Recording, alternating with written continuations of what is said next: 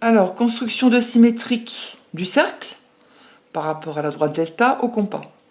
Alors, pour faire le symétrique d'un cercle, eh bien, je vais faire le symétrique de son centre. Alors, je vais prendre 2 points sur la droite. Je vais prendre ces 2 points-là, méthode au compas.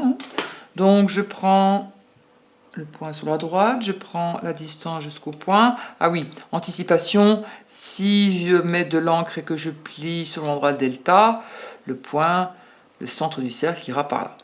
Alors, donc je prends mon écartement jusqu'au centre du cercle. Je trace mon arc de cercle de l'autre côté de la droite. Je prends le deuxième point et j'ai pas fait assez. C'est les arcs de cercle assez grands, c'est pas grave. Je continue. D'ailleurs, je sens où j'ai pointé, je sens où j'ai piqué. Voilà. Donc j'ai le symétrique du centre du cercle. Ok. Alors, si je mets de l'encre et je plie, je vais avoir un cercle de même rayon. Donc il suffit que je prenne le rayon. Ceci dit, ça c'est un point du cercle jusqu'à ce point-là. J'ai déjà le rayon. Donc il suffit que je trace.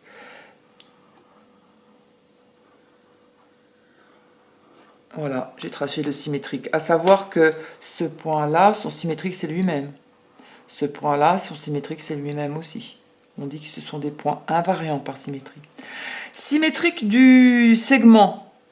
Alors, je vais construire les symétriques de points particuliers. Ici, bien sûr, les points A et B, sachant que ce point, son symétrique, c'est lui-même. Donc, ce point est invariant par symétrie, dit-on. Donc, le symétrique du segment AB va passer par ce point. D'ailleurs, ce que je vais même faire, du coup, je vais faire le symétrique du point B. Anticipation, si je plie, il va être par là. Alors, je prends 2 points n'importe où sur la droite. Je me pose sur la droite. Je prends la distance du point de la droite jusqu'au point B. Je prends un autre point. Je reprends la distance par rapport à ce point B. Et j'ai mon point que je vais appeler B'. Alors, symétrique du point B, B', symétrique de ce point, c'est ce point-là. Si je mets de l'encre et que je plie, le point ne bougera pas. Alors, ce que je peux dire, c'est que le symétrique de mon segment AB, ça va être le segment que je vais appeler A'B', et il va passer par ces 2 points. Oui, mais le symétrique, est-ce que je suis bien obligé de faire le symétrique du point A? Bien sûr, réfléchis un peu. Cette longueur-là et son symétrique, ça va être la même. Donc, il suffit que je prenne la longueur du segment AB, qui va être la même que la longueur du segment symétrique. Et je pointe en B. Et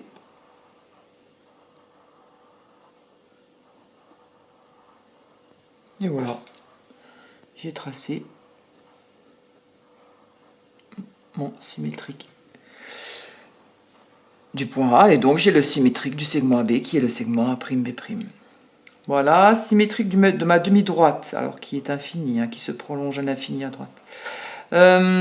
Bon, déjà, sur ma demi-droite, j'ai ce point-là, qui est symétrique par rapport à la droite delta, son symétrique, c'est lui-même. Alors déjà, le symétrique de cette demi-droite passera par ce point. Et donc, j'ai envie tout naturellement de faire le symétrique du point haut. Si je plie, je vais aller par là. Donc, je prends 2 points de la droite, quelconque, et je recommence. Je me place sur la droite, je pique sur la droite, je prends la distance jusqu'au point haut, je reporte de l'autre côté, je prends mon deuxième point sur la droite, je prends l'écartement jusqu'au point haut, et j'obtiens le symétrique que je vais appeler O'. Donc, le symétrique de la demi-droite OX, eh bien, ça va être la demi-droite d'origine O', passant par ce point que j'ai déjà. Voilà, symétrique de la demi-droite OX, c'est cette demi-droite. Terminé.